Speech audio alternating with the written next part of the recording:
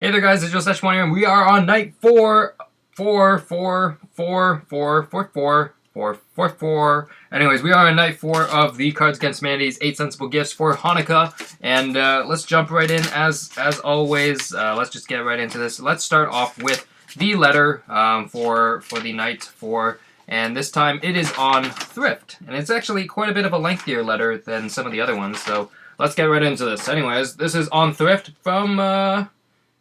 I can't really read that, but somebody's dad. So anyways, let's get into this. Anyways, on thrift. They say that there is no time like the present, and who knows what tomorrow may bring. There is also no time like the future, and indeed, who does know what tomorrow may bring? Thrift and investment can help assure a happier tomorrow, come what may, and the peace of mind that accompanies thrift can assure a happier today. At your age, you probably don't require too much money to be happy. Enough to pay the rent for your studio apartment, buy a few beers, and play a cheap card game. Like Cards Against Humanities, that's on the quote. But before you know it, you might be changing diapers in a 2-bedroom apartment. You may be astonished as the bills pile up. Eventually, you might want your own home, and you might even have to pay college tuition for your children. Getting old is expensive. I should mention that I am an academic economist at Northwestern University. Economists say that if you want a happy life, you should make sure that you always have enough money to pay for the essential things. Right now, those essential things are probably pretty minimal. Do you really need to spend $200 to see Taylor Swift or the Foo Fighters? Really? $80 for the Minecraft game band. Give me a break. As you grow older, your real essentials will multiply. If you don't put aside a bit of cash when you are young, you may regret it when you are old. Face the facts. It will take you about 1 day to get over missing the concert, but you will never get over it if you don't have enough money to support yourself or your family. That is an important lesson that every thrifty person has already learned.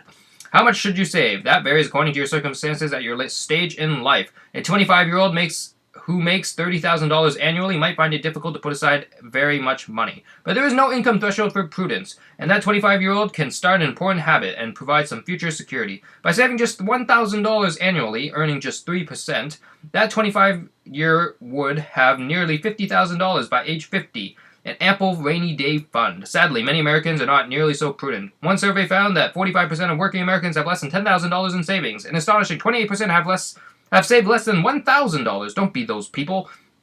Perhaps I have convinced you to start investing for the future. What is the best investment? This has been extensively researched, and the findings might startle you. Suffice it to say that the movement of stock prices reflects the collective wisdom of all buyers and sellers, and that no one, and I mean no one, has yet proven that they can consistently beat the wisdom of the crowds. This means that no individual investor can consistently outperform the market average or consistently predict when the market will go up or down. You might as well try to predict the cost of a coin. This makes investing easy. Just choose a diversified portfolio to match your tolerance for risk. Most young investors could do far worse than purchase a stock index fund. If you are willing to tolerate a bit of more risk with the potential for a higher return, then buy a technology or developing markets fund.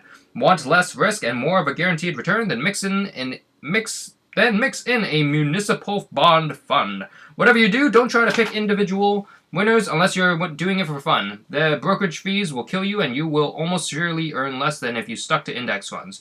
Even hedge fund managers have failed to outperform market indices.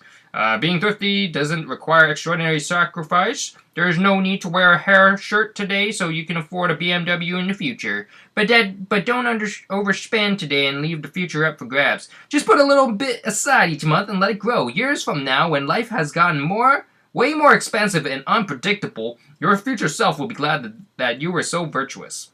Signed, I can't really read, but that guy's dad. Homie G Bonnie Bod ba ba ba dot. I don't know. Anyways, I don't know what happened at the end of there with my voice, but that was a nice thing on thrift. And at this time of year, undoubtedly, it's all about being thrifty at this time of year. So especially during the years. But actually, one of the gifts for this night four is all about the thriftiness and a little bit about what they're at. A little bit of a technical hiccup there, but yeah, one of the gifts here. Now I might have to hide the little code on it just for my own purposes, but we have a Cards Against Humanity U.S. Treasury Inflation Protected Securities Fund. And as you can kind of see here, there's supposed to be an access code on the bottom here, which I don't know if I probably shouldn't share, just because, you know what, maybe this will be very worth something one day, even though it's a $1 trust, $1 fund, but this is basically, it's a certificate for 150,000th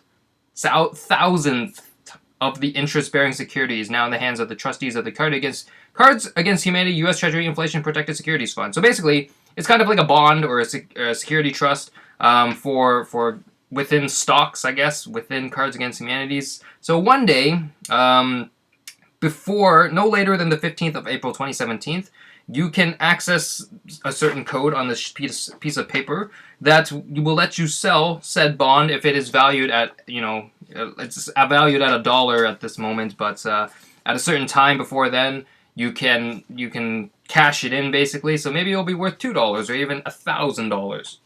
So who knows? Maybe this will be worth $1,000 one day. That's just a little piece of paper with a little code on it. So that's pretty cool. That's pretty thrifty.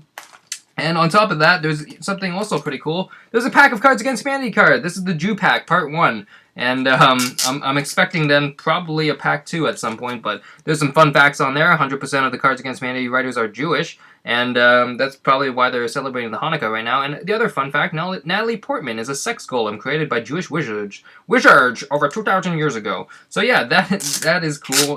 Let's open up this pack to see some of the cards that are inside. And we got lots of white cards, so oh geez. So bags of money, chopping off a bit of off the penis, a headache that's definitely cancer, and I don't know, hiding from Nazis. There's some stuff here definitely. Some more white cards. What is it? Whoopi Goldberg, a lifetime internalized guilt, wandering the desert for 40 years. Some of those other random cards, and last thing. Oh, we got a couple black cards in this section here. But demolishing that ass like a Palestinian village. A little bit of schmutz right here. And here's a couple of the black cards. What's so important right now? They can't call you mother.